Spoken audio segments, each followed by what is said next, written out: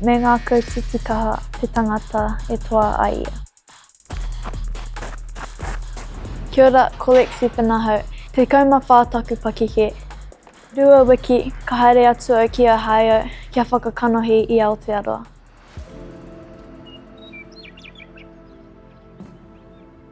Ka tīmata ki te omaoma, whakamahana I ngā waiwai, me te whakaohoho I te hinengaro.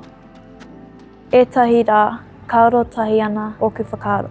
I ētahi atu rā, kaore I reira. Heoi, ka haere tonu au.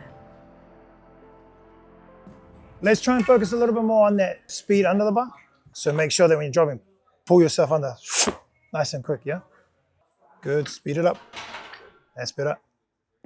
Good, nice. When I first saw her competing, we kind of just said she had talent. We always just kind of cheered for her because she was just one of those sort of girls that was always going to be great.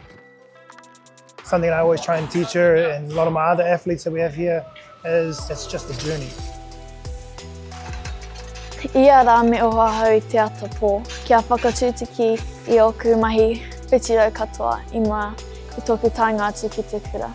Ka tahi whaimuri te kura, ka haere au ki taka porepore whitirau rānei. Ko tēnei tōku tau tuatahi, e ahe ana te kuhu ki roto I te whakataetai CrossFit Games.